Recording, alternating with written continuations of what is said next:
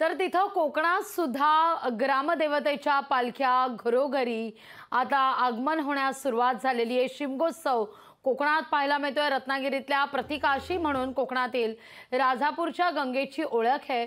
फाल्गुन पौर्णिमेला राजापूर गंगामाईचं आता आगमन झालेलं आहे। इतिहासकालीन 14 कुंडांसहित काशी कुंडात गायमुखातून गंगेचं आगमन झालंय। ही गंगा होळीच्या दिवशी आल्यानं भाविकांमध्ये होळीचा प्रचंड उत्साह पाहायला मिळतोय।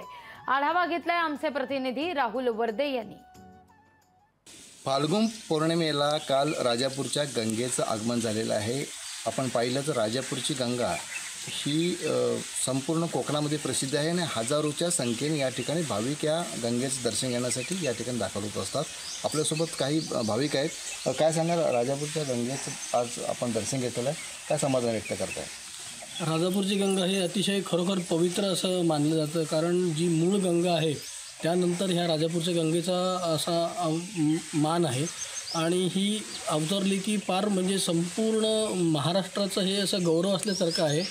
आणि त्याकरता संपूर्ण मुंबई, पुणे, संपूर्ण कानाकोपऱ्यातून महाराष्ट्राच्या इथे लोक येत असतात आणि त्या गंगेचं खास दर्शन घेत असतात। राजापूरच्या गंगेचं दर्शन घेण्यासाठी हजारोच्या संख्येने आता या ठिकाणी भाविक जे आहेत दाखल होणार आहेत। त्यामुळे एकीकडे शिमग्याला सुरुवात झालेली आहे आणि राजापूरच्या गंगेचं या ठिकाणी आगमन झाल्यामुळे या ठिकाणी जे भाविक आहेत ते समाधान व्यक्त करत आहेत। लोकशाही मराठीसाठी राहुल वर्दे, रत्नागिरी। लोकशाही मराठी ऐका, पहा, जागरूक रहा।